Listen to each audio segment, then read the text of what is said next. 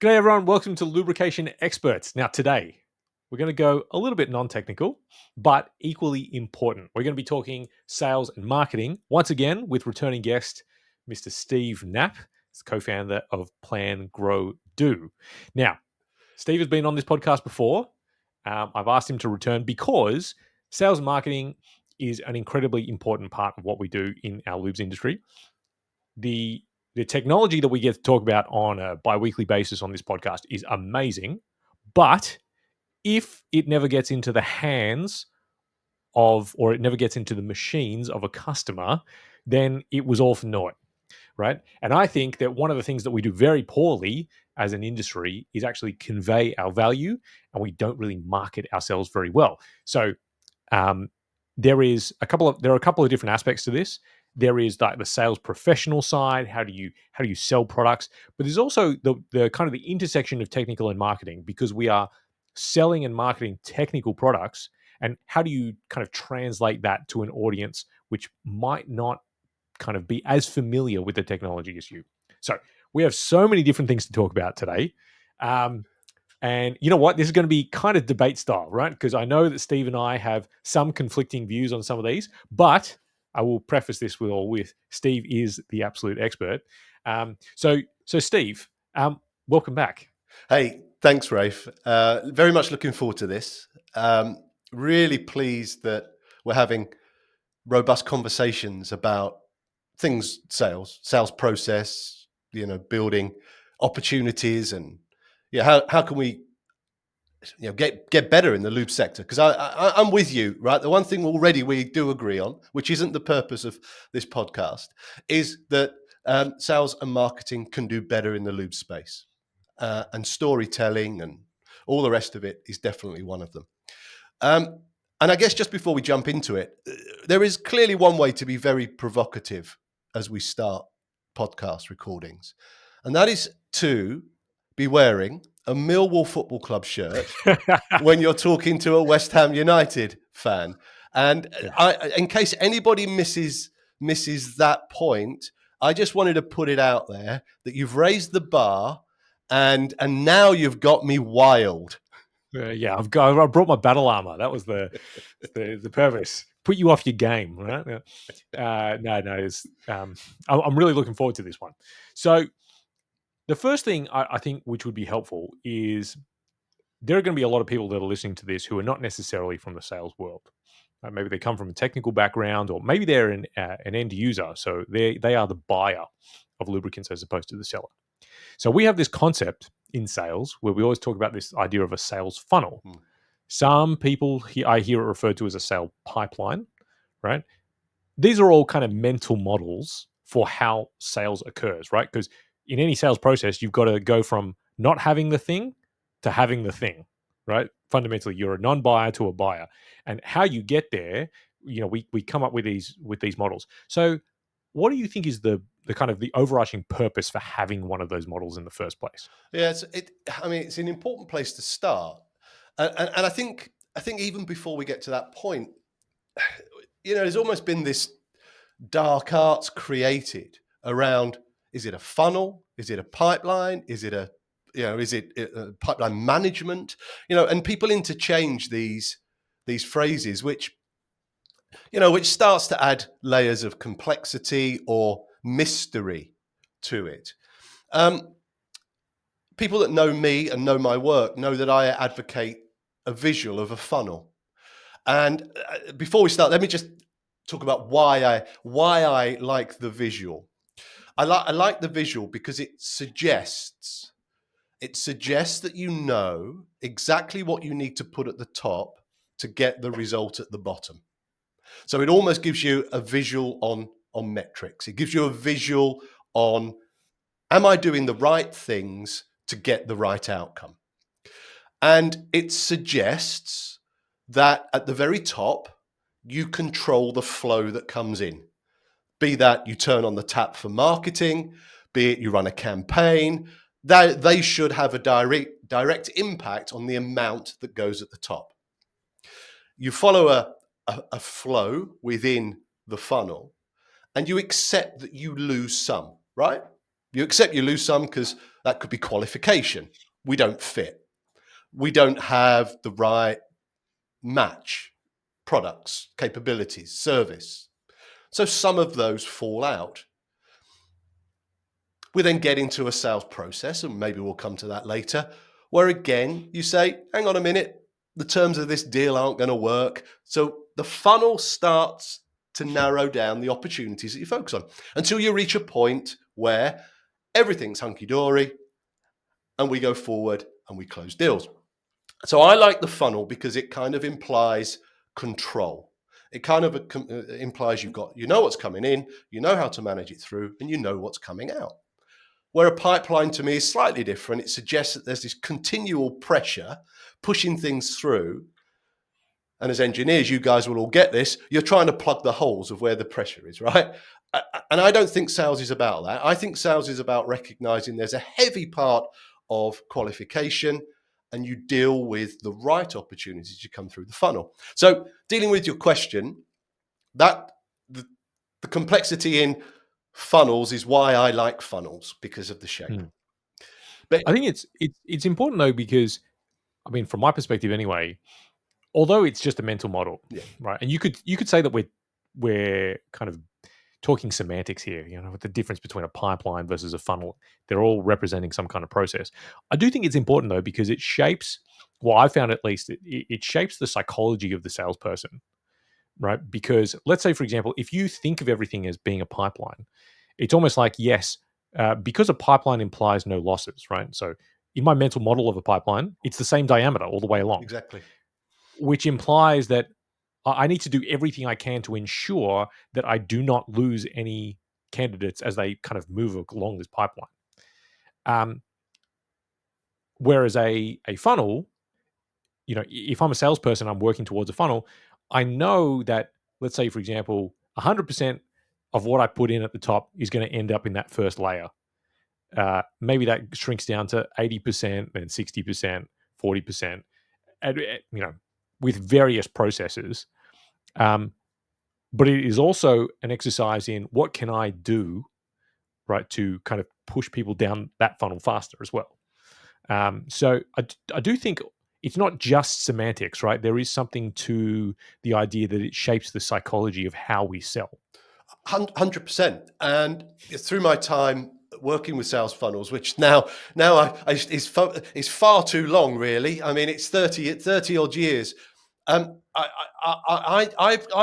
come to believe, and this is a bit of a sad point, but true, that they actually talk to you, right? Sales funnels talk to you, and they guide you. And the reason that they talk to you, unlike another visual that you just described, the pipeline, the funnel almost implies that there is a next logical step, right? So it kind of implies that if we recognize that there is a next logical step in the process, there are things that I need to have done, and there are things that my customer needs to have done before we're ready to move.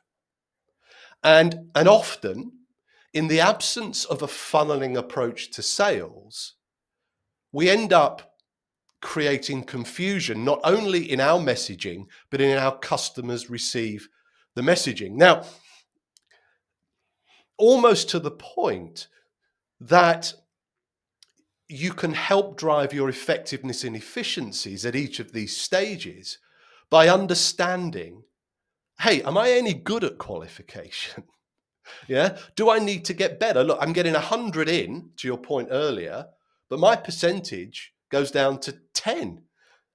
Is there something here that's telling me either I'm attracting the wrong things at the start, so I change my marketing messaging, or my qualification filter and criteria or skills isn't where it needs to be? So all of a sudden, the funnel is talking to me if I'm prepared to look into it and listen. Now, one of the things that has kind of been created around sales funnels and sales processes is how SaaS tools have come in and over KPI'd the process. So sales managers start looking at KPIs and they're measuring not only hit rates, but cycle times, agitation of funnel. And it's turned into this almost academic exercise that almost hamstrung sales professionals in really understanding what matters the most. And what matters the most to me is that whatever you put into the sales funnel, you use it to become more effective, more efficient, learn where you're strong, learn where you need help, learn what marketing offers are working, learn which ones aren't, and adapt as you go forward. Because ultimately, if whatever you use as your sales process, and the funnel as a representation, as I say, is the one I advocate, it should give you control. It should give you confidence. And out of that, you're getting, results. So for me, it is important. It isn't just semantics. The funnel suggests we're in control of what's going in the top. We're in control of our filtering and our phasing, and we know what we're going to get out of the bottom. Okay. Now, as you know, I have some thoughts on the funnel, but we're going to leave that till a little bit later. Sneaky. Now, what I think would be helpful is that you've just talked about kind of the way that customers progress and the way that customers want to buy. One thing that you've been doing along with the UKLA is this Buy Revolution survey, which is kind of talking to customers and saying, well, how do you want to buy? Or how do you buy? And I think that that's a huge missing piece in a lot of lubricants, let's say people on the sell side, is that we are selling not in a way that our buyers want to buy. So could you please help us with what have you uncovered so far? What are the kind of industries that you've been talking to? What are the sort of key insights that you've found? Yeah, and it's a good thing you bring that up, because truly understanding how your buyer buys is not an easy task, right? Because again, you get the academic view about, what are you buying? Why are you buying it? How does it help you? Okay, we get all of that. And there's probably, some pretty effective marketing campaigns from companies that build on that. Maybe personas of people. I get that. But actually, when you ask buyers of lubricants across the lube supply chain, right? So not just finished lubes, across its breadth, additives, and all the way through. What are your habits and behaviors? What is it like when you go to work? What do you do? How do you do this buying of lubricant stuff? How important is it to you? How much time do you spend on it? You start to get a slightly different outcome than you see projected from the corporate brands in their marketing. And the research is still ongoing. So please, people, contribute. Get your customers to contribute, get your sellers to contribute, get your buyers to contribute. Just think about how the buyer revolution can help continue to shape our industry. There are thousands of data points, hundreds of responses, so it's going very well. So what I'm going to share is pretty robust, if not challenging to how some people might receive it, because how we've always done things, right, is how we always will do it, because we've been successful. But I think let me share maybe 4 bits. I mean, there's loads, but 4 that I think might be relevant and connected. 75% of buyers, 75%, make decisions before they reach out to the seller. And they use digital resources to do that research. 75%. That is quite a significant shift into how many organizations believe their salespeople should be helping sellers make decisions. Organizations believe that sending their sales manager, sales rep, to have a physical meeting with a buyer will help them make a decision. Well, buyers are telling us that's not what we value.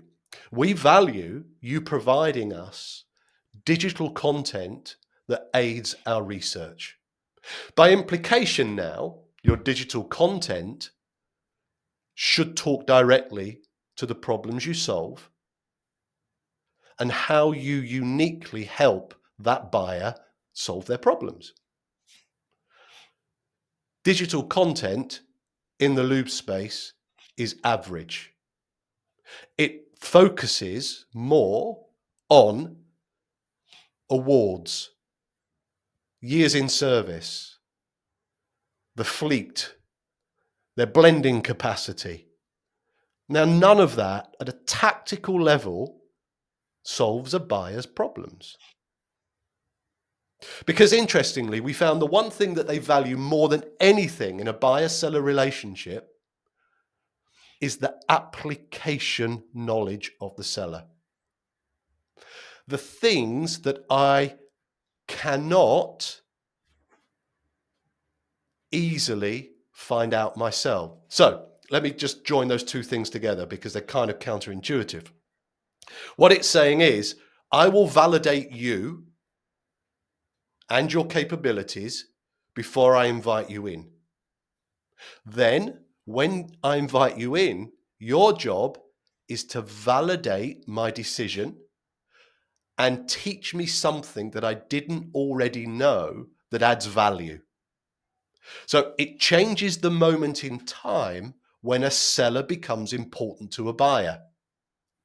So the most valuable meetings that a seller will have with a buyer is when the buyer has made their decision already and you can influence something like a value sell or solve the problem with a creative solution.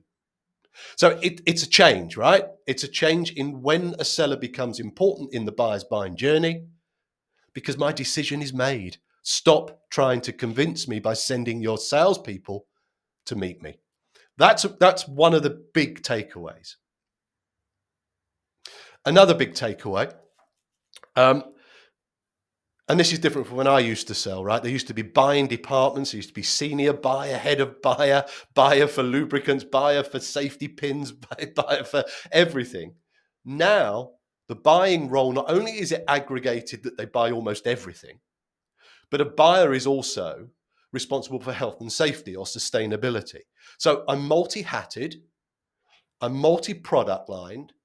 Therefore, my room for buying lubricants has diminished. My capacity to become the expert in buying lubricants is lessened. So your opportunity as a seller, again, through your digital content, is to make it easy for me to buy. Do we do that?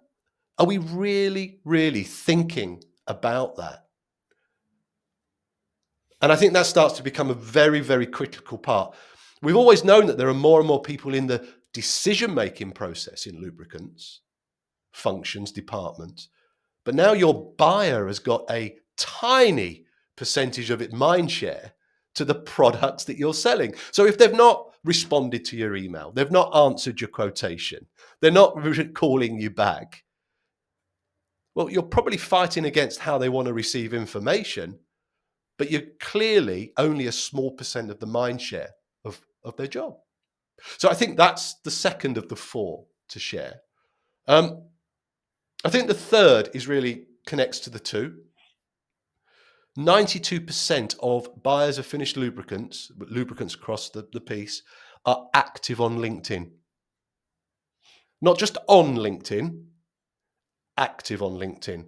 And in this case, active means engaging, searching, reading. Now, if I knew that there was a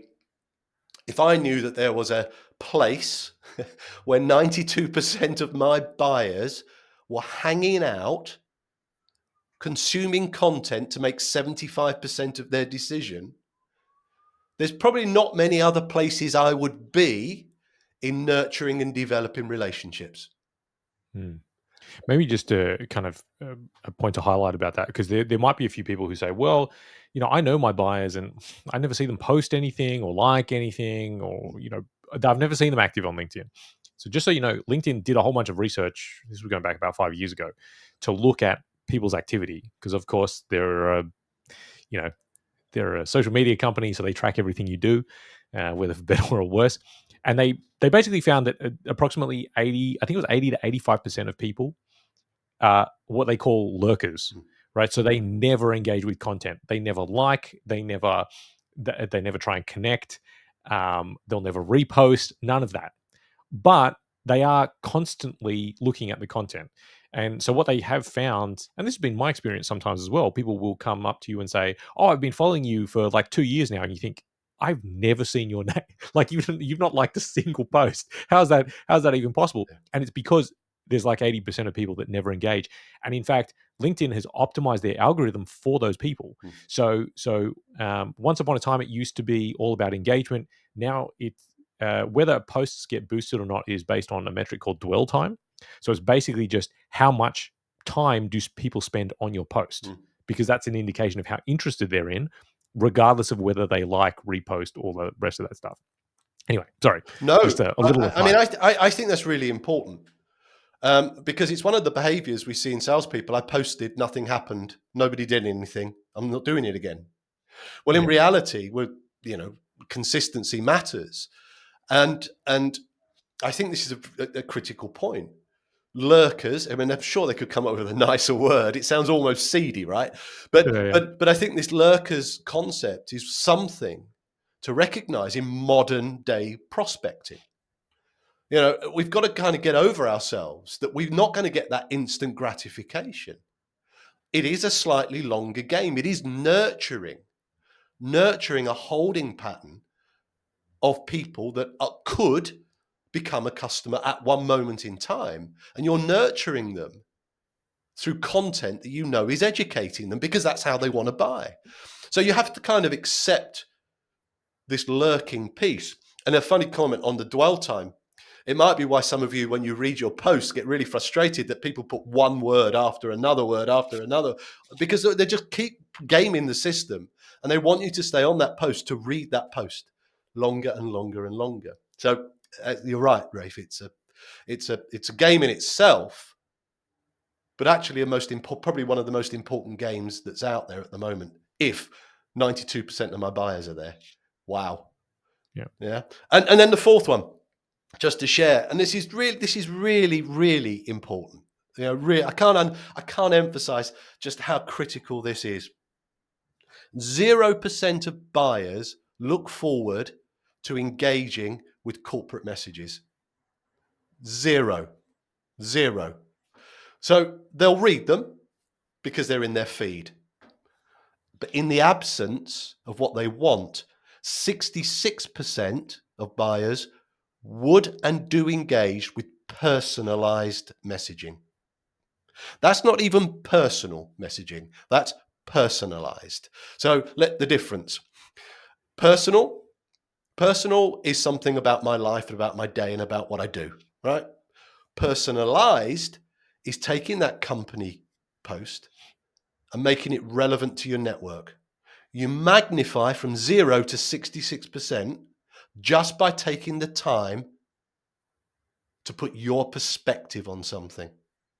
And please don't make your perspective, we've got something to sell, do you want to buy some? Think about it.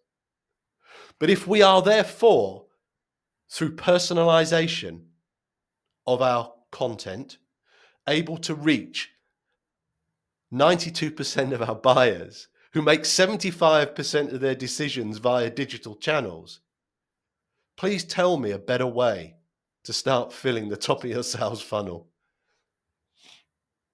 So there will be the four things I'd share. And I Yep. think the research is showing us so much more. Yeah, and it isn't all digital. I've already pointed that out. They value the salespeople, but knowing when they value them matters the most. And you've got to re-engineer your sales process to recognize this. So that kind of suggests that we need to be doing a lot more activity at what once upon a time would have been called the top of the funnel, Mm. right? So, and in some respects, that's kind of more been the domain of the marketing function than the sales function in the past, right? Was to develop all this collateral, this material that can be out there kind of working for us and explaining our value and what we do and the products we sell, what we can do for our customers. That kind of needs to be kicked into overdrive to make the salesperson's job easier. The it's almost like the job of the salesperson is now just to convert, right? As they're basically, in basketball terms, they're being given a layup. I don't know how many sports terms I can come up with here, but Good one. but it that would suggest that we're weighing a lot more heavily on the marketing function. Is that a fair statement? Well, I think where it works, it's the reverse of that. So I think those traditional sellers that are hanging around for marketing to do their job are the ones that are probably on a road to extinction. Mhm. All right. So marketing have a role, without doubt. The brand messaging has a place, without doubt. But personalization and personal content matters more in building a holding pattern at that top of the sales funnel. So a traditional seller, if you take a buyer's journey goes from they're unaware of who you are, aware, you've kind of popped up in their subconscious, conscious feed, or in a physical space. So they're aware of you, into the consideration, into the decision. A traditional seller is hanging around at that consideration phase, right? They're hanging around for all the work to be done. They're waiting around for the buyer to call them in to say, I've loved what I've seen out there. Take my order. Order takers, right?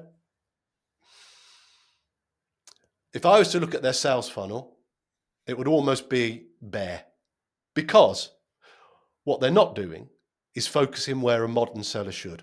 And actually, a modern seller today is as much a marketeer as they are a salesperson. They're as much responsible for their personal branding and their lead development as the marketing team, if not more.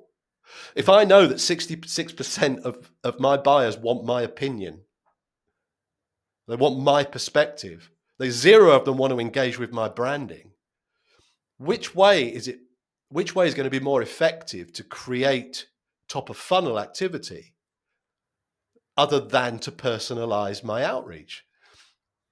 And it's almost like a slight perverse behavior we see in sales organizations, right? Because if I was to tell you that there's this invention out there that gives you access to 92% of your market, to influence 75% of their decision, and all you got to do is pick it up and personalize the phone call, right?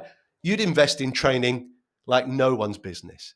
But just because I say it's digital content, we kind of have this almost barrier up against it being valid.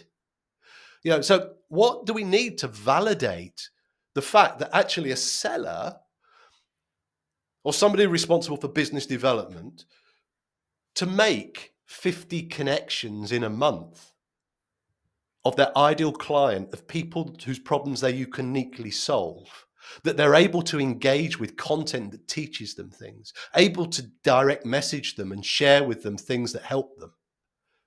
Yet we don't validate that.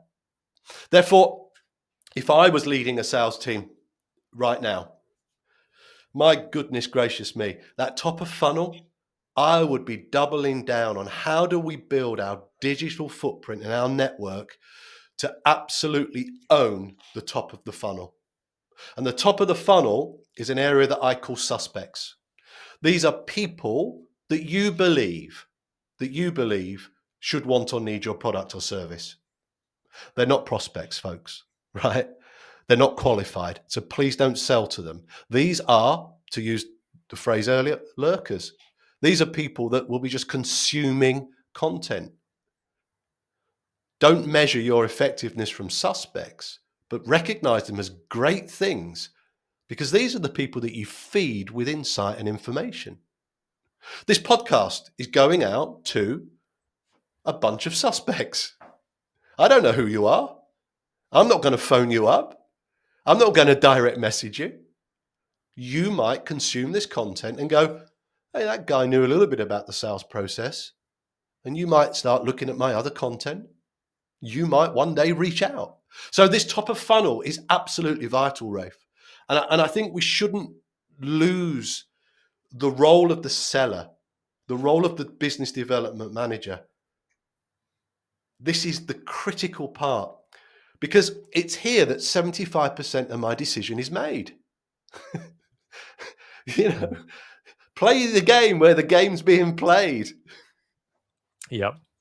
No, that makes a lot of sense. All right. So the takeaway there that I had anyway was actually, yes, we do need to place a lot more emphasis on the top of the funnel, but salespeople need to be involved at every stage of that process, whether it is engaging, personalizing, or sharing some of that content and building their network so that their network sees all of that, which makes them more engaged when they get to the bottom sections of the funnel. Yeah. Now, and this is where we get to have our stash, because I would contend that, again, we're going back to mental models, right? Yeah. And there is always a process from getting someone who is not a buyer to making a purchase. And what we said was that the idea of funnels and pipelines and these mental models, it's not just semantics, it's shaping kind of like the psychology. I encountered this idea a couple of years ago when Google published a whole bunch of research to say that consumer buying behavior has changed, and now they call it the messy middle. Mm-hmm. Basically, people go into their version of it looks like a washing machine. So buyers come in because they want something or they need something, and then they have a completely unpredictable path to how they get to the purchase. And like you've said, this marries up with a lot of what you've said, because it's their consuming content on socials. I have a problem with the word content, but we'll get that later. Yeah. So they're consuming information on social media, but they might also hear things from friends and family. They might see an ad on a bus. They're doing their own research. They're going to blogs. They're looking at rating websites, and they're kind of putting all of that information together. And maybe there's an ad that just kind of hits them at the right time. With a sale, they come into some cash. That's the trigger for the purchase. Interestingly, Gartner has kind of put together a very similar model for the B2B buying process. So just in terms of like changing seller psychology, I kind of find it a bit more helpful actually to think of the funnel as being inverted. And let's say I once used the word pyramid, but then it seems like I'm selling an MLM. So that's a terrible word for it. And words matter. So let's call it a mountain. And the good thing about the mountain analogy, and I'm going to ask you to poke holes in it, right? Because that's what you're here for, is with the mountain, it's not just who we put into the top of the funnel.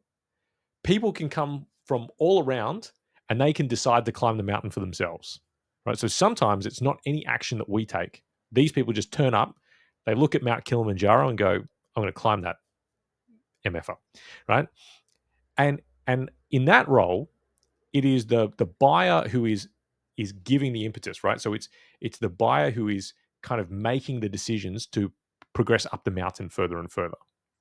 And if we were to take the mountain analogy a little bit further, the role of the salesperson is basically to be the Sherpa, right? To make that buyer's journey as easy as possible. So whether that is, so in some circumstances, right, the role of the Sherpa is just to get the hell out of the way, right? If Alex Honnold, the guy who climbed El Capitan without ropes, right? If he wants to climb Mount Kilimanjaro and he wants to go straight to the top, don't get in that guy's way. Don't touch him, right? Let him climb to the top of the mountain. Versus there are a lot of other people who going to want to do hand holding. The other thing that I think helps with biopsychology in having this mountain analogy is that people can take backward steps on the mountain, but that doesn't mean that they're disqualified from purchasing. So in a funnel, the only direction is down. Stuff doesn't go up in a funnel very much, right? So with a mountain, you might go to camp 2. No, I'm uncomfortable with this. I need to descend to a lower level and get more comfortable with my buyer's journey before I try for the summit. right? And that sort of builds in all of the stuff that Google's been talking about, hey, we need to provide these people with as much information as possible, but ultimately it's them that are making the decisions. We're not able to carry them up to the top. Now, let it be known, I am not a sales professional. And so I've just come up with this because I find it helpful. Steve, Yeah. what's wrong with it? Well, I think from a seller, it's the wrong model. Um, and I'll take some time to try and work through it. Yeah, Google are right. There is a messy middle. Okay, there is a messy middle, and we have to accept that, and it's a good thing because what it's saying is that buyers are omni-channel. They're across all the platforms. They're consuming content wherever they can, and they'll go check you out. Right? They'll go check you out. Up to 12 pieces of content could be consumed. Question one: how active is a sales professional currently on any digital channel? How hard are they making it for buyers to find them? And I'd say that's maybe one of the first places to consider. Um, and I think there's a step here to recognize what Gartner and Google describe well is the buyer's buying journey and the buyer's process. What they're not naturally doing is overlaying the role and purpose of a seller and the sales team. So this out of market, unaware, aware consideration model that I use over here at Plang Rodu recognizes that in the aware phase, I could be jumping all over the place, and I accept that. What a seller probably needs to recognize is, what are the markers? What are the things that are the big clues that this is a buyer that's consuming content and raises the seller's awareness? That doesn't mean you've downloaded an article, do you want to buy some? It just means that in your conscious awareness, there is a buyer that's very active consuming your content. This could indeed feed the next piece of content you generate, right? We've written an article for one person to see because we saw the problems that they were searching. So how buyers buy is important, but it's buyer behavior. And what I'm really looking at is just being a bit careful because how sellers sell really matters. One of the risks, if we take that mountain visual, it suggests that I'm working at what's beneath the point, right? I'm working what's beneath the point. It means I'm a little bit myopic or blind to what's coming in at the top.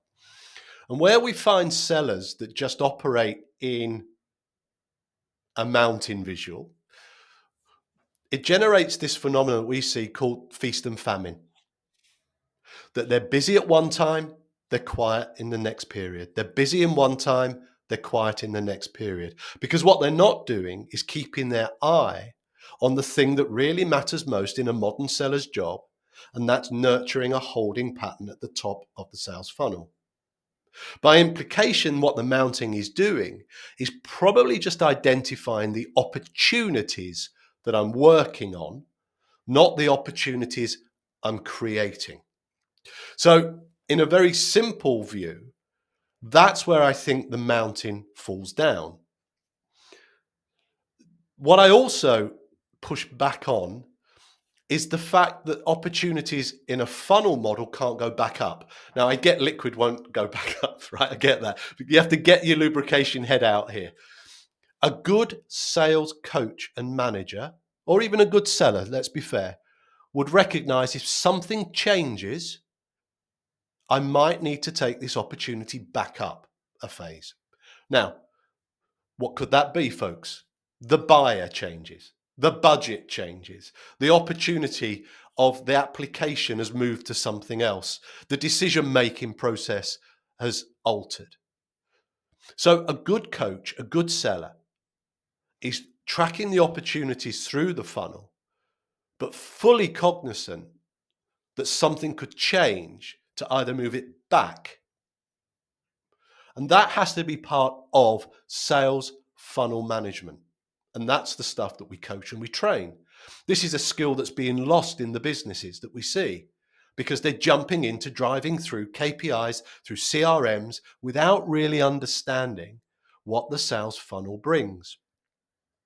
So I think what this is all about is ensuring that the reputation of your funnel not only shows the opportunities you're developing, but also the opportunities that you are progressing.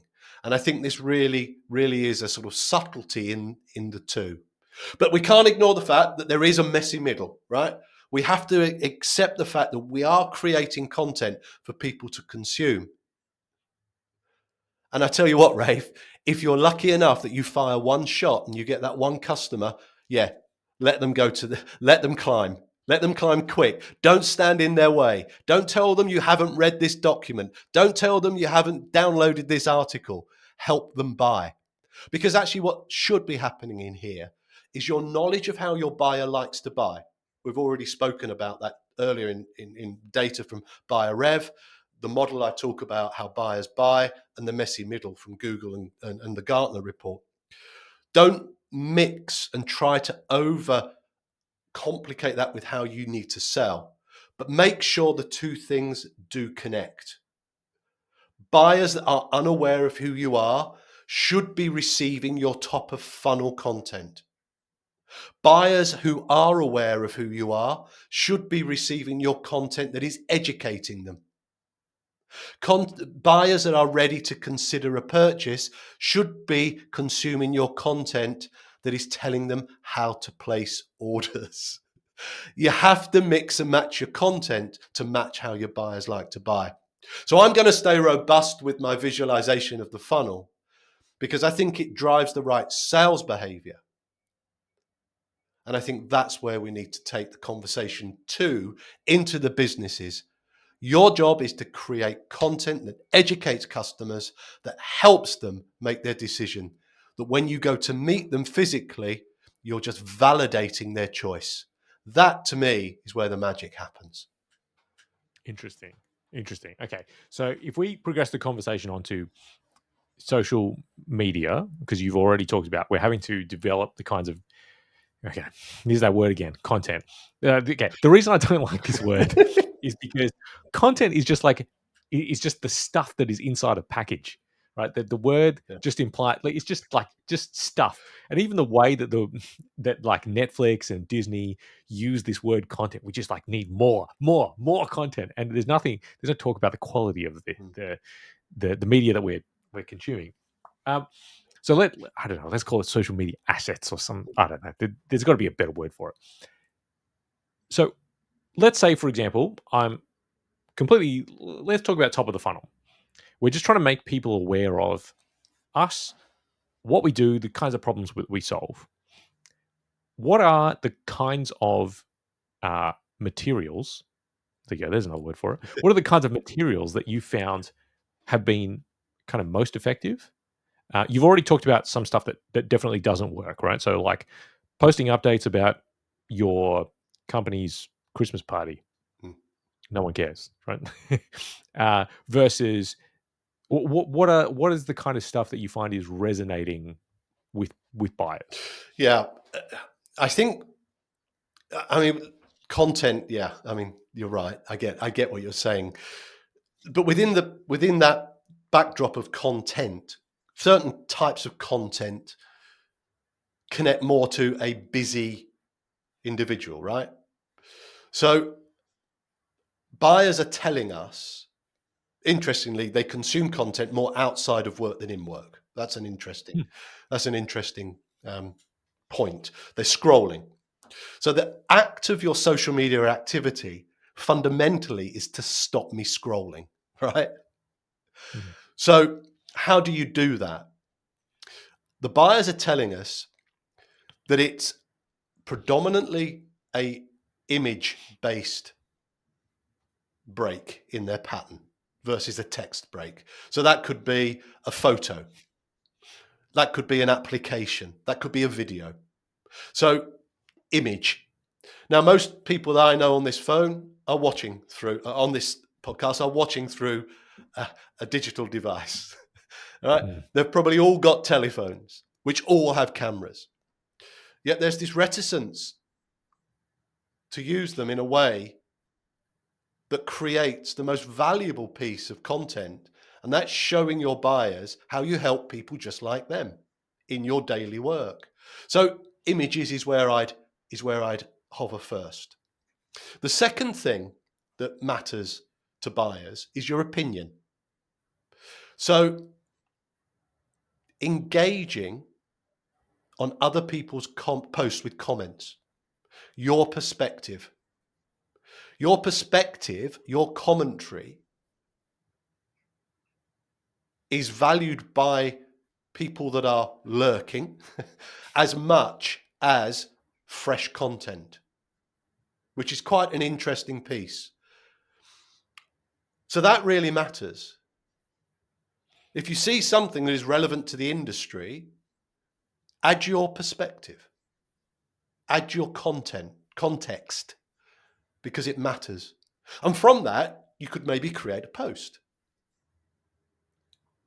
So there is a real thing about visual images. There is a real thing about personal sharing, commenting, and context. And then there's this piece really of just about owning something. Owning something. So what do you stand for? You know, what matters to you? What are you going to repeat about? So if I think about LinkedIn as a platform, right? Let's think about LinkedIn as a platform. It has the ability not only for you to build a holding pattern of ideal clients, that, you know, suspects. It also gives you the ability to create newsletters for free within the platform. I challenge anybody who's watching this podcast, anybody, which one of you creates a newsletter for your ideal clients that you send out monthly through LinkedIn? It's free. Yet you don't do it. Now, you might be thinking, well, no, I've got nothing to say. Well, I think the problem's at your end, because you've probably got lots to say. You just haven't thought about how you're going to say it. So, Rafe, for me, this is the thing about content. It's about being prepared to see it as a valuable asset in the nurturing of prospective clients versus something that you feel you have to do because it's been added to my job. So yeah, that's where I would hover around this point. Yeah, interesting. So, I mean, what I kind of take away from that message was basically you need to put the social back in social media. So come like turning up to social media and acting like a corporate robot is going to turn everyone off. But if you have your own opinion and you have your own story and you have your own perspective and the context that you can put on top of, even if it's on top of other people's stuff, Yeah. that is what's resonating with buyers. So it's kind of like showing up as a person instead of as a company. And to be honest, I mean, LinkedIn itself, the way the algorithm is built, you people who have run corporate pages would notice that posts on personal accounts have way wider reach than they do on corporate accounts. And that's primarily because people want to connect with other people, right? They're not interested in necessarily connecting as much with brands and corporations. So you're right. That's a great way of saying it. Put the social back in, because, you know, you're right. We work with organizations, and when we get them to analyze hits on their websites, guess which website page is visited the most? Meet the team. Right? Yeah. So you're right. Yeah, if we think about the tradition of a lubricant industry, which is solid, robust, built on relationships, and people say, you know, you'll get a room of sellers and they'll say, people buy from people, right? Yet they're fearful to be people digitally. Now, I get that fear, I get that fear from a perspective that there's apprehension around branding, around corporate risk, around. I get that. But really, we've got to get over that because your buyers will ignore you. And that will make digital content irrelevant. It will make your role be more hanging around at the consideration phase of a buyer's journey. And ultimately, if we don't embrace digital as organizations, our buyers are telling us they want you to be there. It's only going to end up one way, and it's not a happy ending. Yeah. Yeah. Well, that feels like an awesome place to end it.